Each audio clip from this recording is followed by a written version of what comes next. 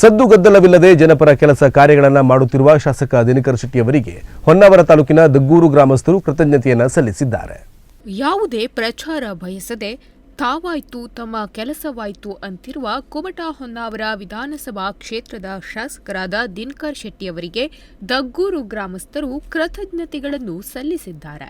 ಇದಕ್ಕೆ ಕಾರಣ ದಿನಕರ ಶೆಟ್ಟಿ ಅವರು ದಗ್ಗೂರು ಗ್ರಾಮಸ್ಥರ ಮನವಿಗೆ ಸ್ಪಂದಿಸಿ ತಕ್ಷಣ ಕೆಲಸ ಮಾಡಿಕೊಟ್ಟಿದ್ದಕ್ಕೆ.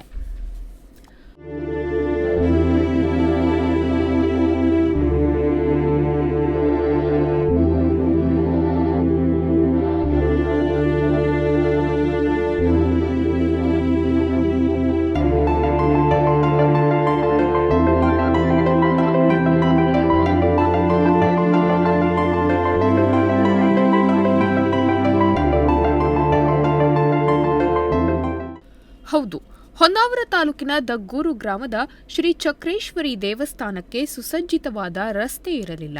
ಈ ವಿಚಾರವಾಗಿ ಅಲ್ಲಿನ ಗ್ರಾಮಸ್ಥರು ಕೆಲ ದಿನಗಳ ಹಿಂದೆ ಶಾಸಕರನ್ನು ಭೇಟಿಯಾಗಿ ರಸ್ತೆ ನಿರ್ಮಿಸಿಕೊಡುವಂತೆ ಮನವಿ ಮಾಡಿಕೊಂಡಿದ್ದರು. ಶಾಸಕರು ಸದ್ಯದಲ್ಲೇ ರಸ್ತೆ ನಿರ್ಮಿಸಿಕೊಡುವುದಾಗಿ ತಿಳಿಸಿದ್ದರು.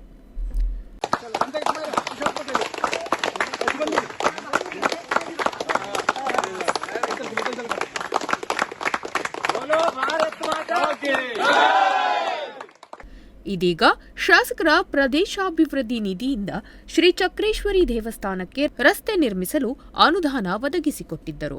ಇದೀಗ ಸುಸಜ್ಜಿತವಾದ ರಸ್ತೆ ನಿರ್ಮಾಣವಾಗಿದ್ದು, ಗ್ರಾಮಸ್ಥರು ಶಾಸಕರಿಂದಲೇ ರಸ್ತೆಯನ್ನೇ ಉದ್ಘಾಟನೆ ಮಾಡಿಸಿದ್ದಾರೆ. ಈ ಸಂದರ್ಭದಲ್ಲಿ ಊರಿನ ಗ್ರಾಮಸ್ಥರು ರಸ್ತೆ ನಿರ್ಮಿಸಿಕೊಟ್ಟ ಶಾಸಕರಿಗೆ ಕೃತಜ್ಞತೆಗಳನ್ನು ಸಲ್ಲಿಸಿದ್ದಾರೆ.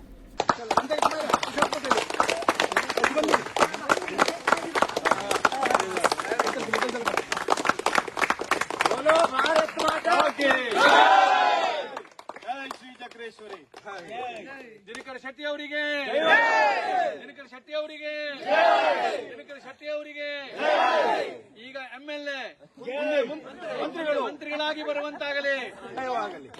बोलो भारत माता की वंदे बोलो भारत माता की.